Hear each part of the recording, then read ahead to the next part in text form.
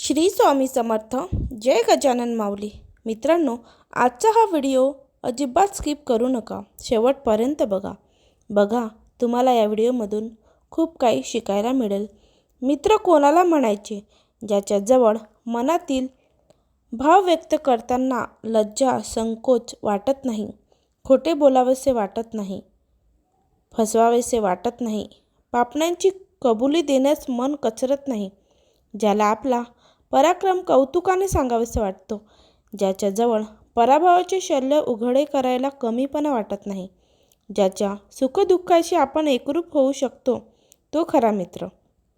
मित्र ही जीवनातील अत्यावश्यक गरज आहे. मन निकोप राहण्यासाठी, कर्तृत्वाला प्रोत्साहन देण्यासाठी मित्र हवाच. मैत्री हा असा दागिना आहे जो सगळ्यांकडे दिसतो पण जाणवत नाही. म्हणून अशी मैत्री करा जी दिसली नाही तरी चालेल पण जाणवली पाहिजे. पत्नी म्हणजे प्रेम, त्याग आणि परोपकाराचं दुसरं नाव म्हणजे पत्नी. स्वतःचं अस्तित्व विसरून साखर जशी पाण्यात विरघळते ना, अगदी तशीच सासरी विरघळून सासर गोड करणारी साखर म्हणजे पत्नी. कौतुक आणि कृतज्ञतेच्या गावी जाण्यास स्वप्नही न पाहता आजन्म यंत्रवत विनामूल्य सेवा देणारी महात्यागी म्हणजे पत्नी. पदरी पडलेल्या आणि नंतर बदललेल्या पतिरूपी प्रियकराला जसा आहे तसा स्वीकारून त्याच्या कुशीतच आपलं अस्तित्व शोधणारी प्रेमळ प्रेयसी म्हणजे पत्नी. स्वतःच्या जीवातून नवा जीव घडविणारी विश्वनिर्मिती म्हणजे पत्नी. उंबरठ्याबाहेर पडल्यावर वेदना पिऊन सासरचे गोडवे गाणारी थोर स्त्री म्हणजे पत्नी. माहेरी गेल्यावर कायम सासरची ओढ असणारी माहेरची लेक म्हणजे पत्नी.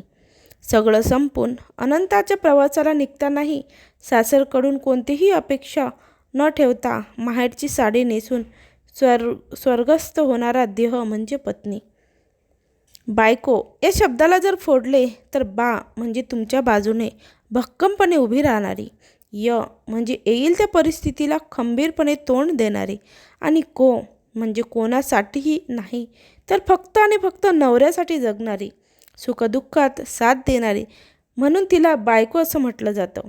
बायको म्हणजे एक संसारासाठी सतत तेवणारी ज्योत असते. जिथे असेल गरज तिथेच बोलू, जास्त नाही पण थोडं मोजकंच बोलू.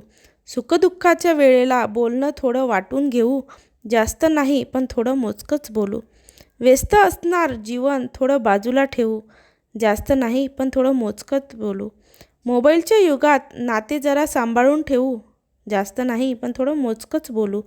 विसरत चालले सर्व एकमेकांच्या आवडीनिवडी, तेच होते जवळचे हे पण आपण लक्षात ठेवू, जास्त नाही पण मोजकंच बोलू. भूतकाळ पण जरा आपण आरशात बघू, विसरून जाऊ, सारे वाद मिळून मिसळून राहू. या व्यस्त जीवनात जास्त नाही पण थोडं मोजकंच बोलू, थोडं मोजकेच बोलू.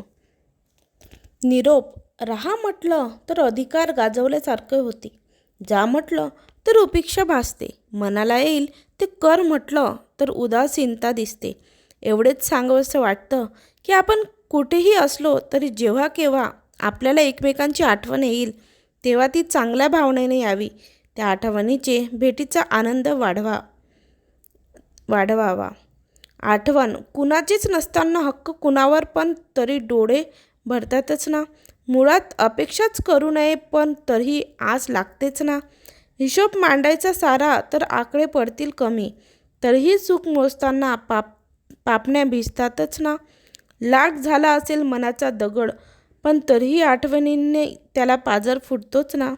जोडलेली नाती तुटताना मनात वेदना होतातच ना. या सगळ्यांतनं हाती उरायचं असते फक्त एक शून्य, पण तरीही जीव जळतातच ना. आधाराचे शब्द.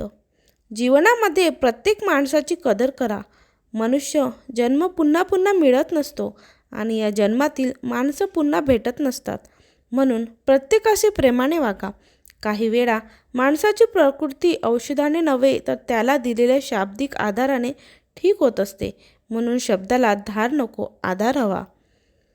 अपेक्षा. जर आपलीच माणसे आपल्या मनाचा विचार करत नसतील तर अपेक्षा तरी कोणाकडून करावी. कडू सत्य. आयुष्यात एक वेळ सगळं काही पुन्हा मिळू शकतं, पण वेळेबरोबर हरवलेलं नातं आणि विश्वास पुन्हा मिळू शकत नाही. सर्वात जास्त दुःख फक्त त्यालाच होतं जो प्रत्येक नातं जीव लावून आणि मनापासून निभावत असतो. काळजी कधी कोणावर जबरदस्ती करू नका की त्याने तुमच्यासाठी वेळ काढावा. जर त्या व्यक्तीला खरंच तुमची काळजी असेल ना, तर तो स्वतःहून तुमच्यासाठी वेळ काढेल.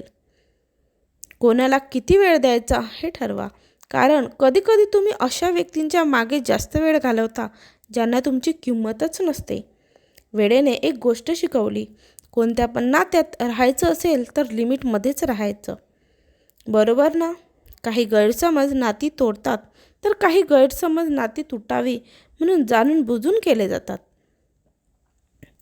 गैरसमज इतके शक्तिशाली असतात की कित्येक वर्ष आपण निभावत आलेली सुंदर नाती एका सेकंदात तोडू शकतात. एखाद्यावर आरोप लावण्याआधी त्याचे पूर्ण बोलणे ऐकून घ्या. नाती तुटण्यापासून वाचतील आणि गैरसमज दूर होतील. राग. कोणीतरी मला विचारलं, राग म्हणजे काय? मी हसत उत्तर दिलं, राग म्हणजे दुसऱ्यांची चूक असताना स्वतःला त्रास करून घेणे म्हणजे राग. भांडण. नात्यामध्ये भांडण होणं पण फार गरजेचं असतं हो, कारण तेव्हाच तर माहीत पडतं समोरचा व्यक्ती आपली किती कदर करतो आणि आपल्याबद्दल काय विचार करतो. बोलून दाखवायचं नाही, बस लक्षात ठेवायचं कोण आपल्याशी कसं वागते, कारण बोलून वाईट होण्यापेक्षा शांत राहणे केव्हाही चांगलं. कारण लोक खोटे बोलून नाती जिंकतात आणि आपण खरं बोलून सगळ्यांपासून दूर होतो. तुम्ही कितीही चांगले राहा, पण एक गोष्ट लक्षात ठेवा, जी व्यक्ती तुम्हाला चुकीचं समजते ती मरेपर्यंत तुम्हाला चुकीचंच समजणार. कारण दृष्टीचे ऑपरेशन होऊ शकते, पण दृष्टिकोनाचे नाही.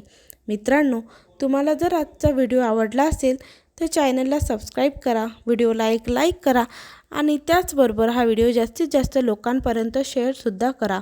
त्याचबरोबर व्हिडिओला एक कमेंट नक्की करा. तुम्ही काही पण कमेंट करू शकता. श्री स्वामी समर्थ, जय गजानन माऊली, काहीही कमेंट करा, ज्याने तुमचं पण नाम जप होईल आणि तुम्हाला पण पुण्य मिळेल. त्याचबरोबर हा व्हिडिओ जर तुम्हाला माझं बोलणं पटत असेल तर लोकांना शेअर करा, जेणेकरून त्यांच्या पण आयुष्यात थोडी सुधारणा होईल.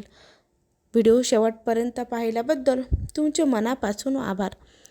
असेच व्हिडिओला लाईक करत राहा, कमेंट करत राहा, जेणेकरून मी असे नवनवीन व्हिडिओ तुमच्यासाठी रोज आणत जाईल. व्हिडिओ शेवटपर्यंत बघितल्याबद्दल तुमच्या मनापासून आभार. धन्यवाद.